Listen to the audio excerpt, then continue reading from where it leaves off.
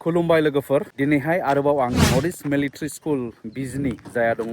सारागावआव बेनि माखासे इनफरमेशन आं नोंथांमोननो होनोहाय नैबे जायगायाव फैलायबाय नोंथांमोना आन्दायोब्लाबो कन्टेक्ट नाम्बारावबो सोंहरनो हागोन नैबे जाहैबाय नै स्कुलनि गेट आं सिगांबो बुधबार फैबाय दा बे स्कुला बिराद आवगायगासिनो दं बिराद माने फेसिलिटिफ्रा बारायगासिनो दङ दा बेनिखाय नोंथांमोन आं माखासे फेसिलिटिखौहाय आरोबाव नोंथांमोननो खिन्थानि औ लोगोफोर बेनिफ्राय बावैसो मेट्रिकनि रिजाल्टआ आउट जाबाय दा बेनिफ्राय जानो हागौ माखासे गार्जेनफोर आरो स्टुडेन्टसफोरा माने गाव गावनि गथ'फोरखौ एबा गाव फरायसाफ्रा बबे कलेजाव बा बबे स्कुलाव बा बबे इनस्टिट्यूशनाव फरायगोन बेखौहाय माखासे दासिम डिसिजन लानो हायाखै जानो हागौ दा बेनि थाखाय आं नोंथांमोननो नैबे मोनसे मोजां जोंनि चिरां डिस्ट्रिक्टनि स्कुलखौहाय आं नोंथांमोननो फोरमायनो नागिरदों नर्थ इस्ट मिलिटारि स्कुल बिजिनि बेवहाय ओइचएस नि एडमिशनखौ नोंथांमोना मोननो हागोन बोथ आर्ट्स आरो साइन्स दा बेनिफ्राय जोंखौ हेफाजाब होगोन नैबेयावनिनो सासे फेकाल्टि जोंहा धान कुमार बसुमतारी बिथां खुलुमबाय सार खुलुमबाय सार बेनिफ्राय आं नोंथांमोननियाव मोजां मोनसे खौरां खोनानो मोनदों बावैसो जोंनि स्कुला एएसएसबी डिभिजन 2 निफ्राय बोथ साइन्स आरो आर्ट्सनि थाखाय जों एप्लिकेशन मोनबाय बे जोंनि थाखाय बहुत प्राउडनि खोथा आरो बिनि थाखाय बयखौबो गार्जेनखौ गावसिनि गथ'फोरखौहाय बेयाव एडमिशन होनो थाखाय खावलायहरनाय थाबाय फुल एफिलिएशन मोननो हाबाय आसाम स्टेटनि एजुकेशन बोर्डनिफ्राय दानिया नैबे नर्थ इस्ट मिलिटारि स्कुल बिजिनियावहाय जुदि दानि ओइचएस आवहाय एडमिशन लाफैयोब्ला आर्ट्स एबा साइन्सआवहाय एबारनि थाखाय जोंनि स्कुलनि मेनेजमेन्टआ मोनसे डिसिजन लादों जि नैबे 2026 आवहाय जाय गथ'फोरा HSLC एग्जाम होदोंमोन मेट्रिक एग्जाम बेयाव जाय गथ'फोरा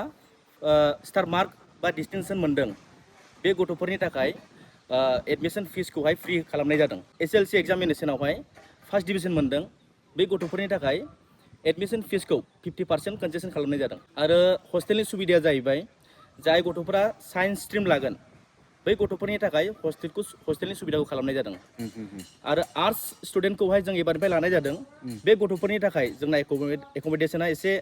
माबा कनसेसनखाय बिसोरखौहाय नन रेसिडेन्सियेल दोनदों थाबैनो बे अपरचुनिटि बे सुबिदाखौ खाबुखौ लादो दा एडमिशननि थाखाय नोंथांमोना स्कुलाव फैनानै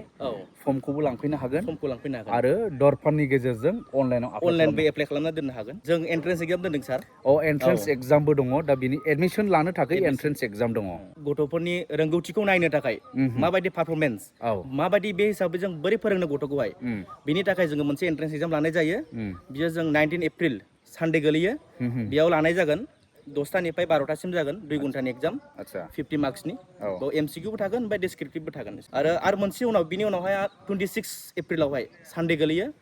बेयावबो जों मोनसे एन्ट्रेन्स एग्जाम दोनबावदों बे इनस्टिट्यूशनाव जुदि एडमिशन लायोब्ला गथ'फोरा मा फेसिलिटि मोनगोन माबायदि सोलोंथाइखौ मोननो हागोन बेखौ आं नोंथांमोननो खोन्थालांबावनि नैबेखौ नोंथांमोना नुदों बे जाहैबाय एकाडेमिक ब्लक दा फुल स्विं खामानिया आरोबाव मावगासिनो दं गोजौआवबो कमप्लिट जानो थांगासिनो दं कमप्लिट जानो थांगासिनो दं बे स्कुला नैबे केम्पासआ गोदान हिसाबै माखासेया जाजोबाखै दा फुल स्विं खामानिखौ मावगासिनो दङ दा नैबे प्रप'ज्ड नर्थ इस्ट मिलिटारि स्कुलनि जिनाखि conceptual प्लान बिथांमोननि बबे साइडआव मा थागोन मा जागोन बेफोर गासै नैबेबायदि प्लेनिंआव दङ दे नै थिग बिदिनो बेयाव मा थागोन जेन'बा नै हर्स राइडिं एरिया थागोन मिलिटारिनि एक्टिभिटि ग्राउन्ड थागोन basketball court tennis court swimming pool थागोन भलिबल कर्ट फुटबल कर्ट माने जेसेबां एक्टिभिटिस नांगौ सासे गथ'नि फिजिकेल डेभेलपमेन्ट मेन्टेल डेभेलपमेन्ट इन्टेलेक्चुवेल डेभेलपमेन्टनि थाखाय बेखौहाय गासै नैबेबायदि प्लान खालामबाय आरो बे स्कुला एबा इनस्टिट्यूशनानो केम्पासआ बिथांमोननि केम्पासनि लेआउट आरो नै बबेजों बोरै मा थांगोन बबेजों मा लामा बोरै फैनांगौ नैबेफोर आरो नै बेनिफ्राय क्लासरुम्सबा बेबायदिनो बिथांमोनहा जेन'बा हमना ला बे क्लास 8 क्लासरुम नै क्लास 8नि क्लासरुम बेबायदि मोनफ्रोमबो क्लासरुमा विथ डिजिटेल बोर्ड नै smart classroom north east military स्कुलनि क्लासरुमनि थासारिया बेबायदि नै बेजों लोगोसे बे फरायसालियाव एनडीएनि आरो सैनिक स्कुल्सनि इंटरव्यूनि कोचिंखौबो होनाय जायो हम लोग नॉर्थ ईस्ट मिलिट्री स्कूल में डिफेंस एग्जाम्स की प्रिपरेशन कराते हैं स्पेसिफिकली सैनिक स्कूल एंट्रेंस एग्जाम जो आपका क्लास 9 में के लिए होता है and along with that NDA exam की तैयारी कराते हैं जो आप क्लास 12 के बाद दे सकते हो कम्पाउन्ड सिङावनि माखासे थाबायग्रा लामा बे गासैबो सीसी ब्लक बानायजोब्बाय बे माने फारसेनि मोनसे रुमनिफ्राय बा मोनसे जायगानिफ्राय मोनसेयाव थांनाया फ्राय बेबायदि सिसि ब्लकजों बानायजोबनाय जाजोब्बाय आरो नै आरो बेजोंहाय माखासे बानायगासिनो दंबावो बेवहाय माखासे फुल गायगोन आरो बिबार गायजोबसिगोन ओरैहाय नै गासिबो ओरै गोलाव जेसेबां बे बानायदों बेयाव बिबार गायजोबसिगोन माने समायबावसिगोन आरो कम्पाउन्डआ ओरैनि माखासे खथाफोर जेरै हमना ला नैबे भिजिटर्स पेरेन्टस लन्स माने बेवहाय जाय भिजिटरफोर एबा गार्जेनफोर फैयोब्ला जेरै थफैग्रा मोनसे खथा बेयाव पेरेन्टसफोरनि थाखाय गार्जेनफोरनि थाखाय बिराद मोजाङैहाय बानायनानै दोनखादों आरो बेजों लोगोसे नैबो दङ वाशरुम मोनसे फरायसालिनि बिराद गोनांथार जायगा जायखौ बुङो लाइब्रेरि दा नैबावहाय बिथांमोननि लाइब्रेरि दा लाइब्रेरिया नायदो नै माबायदि बेयाव जिरायनानै फरायग्रा बेनिफ्राय बिजाबफोरा ओरै दङ नै सेलेक्टेड बिजाबफोरखौ बिथांमोना बेयाव लानानै दोनदों गथ'फोरनि थाखाय फिजिक्स बाय'ल'जि मेथामेटिक्सनि दं इंलिश स्ट'रि बुक्स दङ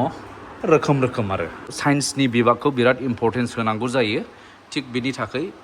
केमेस्ट्रि लेब नै बेयाव दङ दा केमेस्ट्रिनि लेबावहाय नै मा दं बिथांमोनावहाय नायनो हागोन नै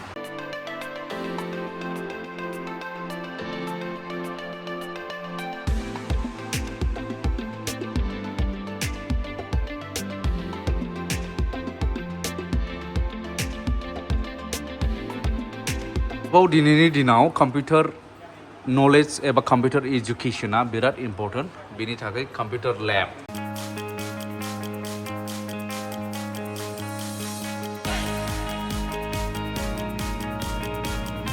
नैबे जाहैबाय बाय'ल'जिनि लेब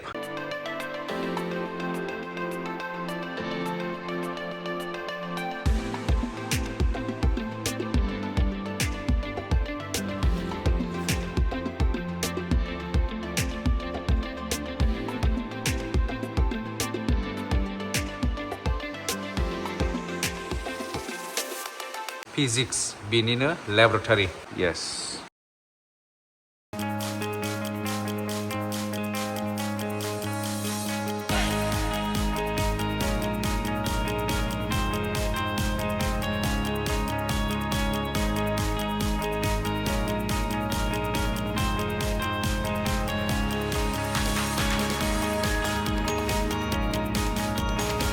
बेजों लोगोसे व्हाइट बोर्ड ओरैहाय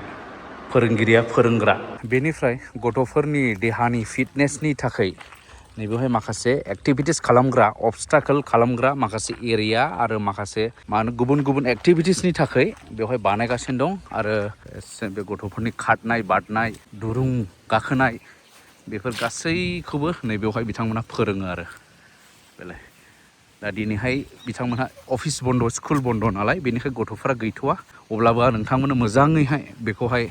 दिन्थिगासिनो दं आरो नै बे जाहैबाय नर्थ इस्ट मिलिटारि स्कुल बिजनि बिथांमोननि स्कुल कम्पाउन्ड सिङावनि माखासे फेसिलिटिसफोर नै बेलाय येस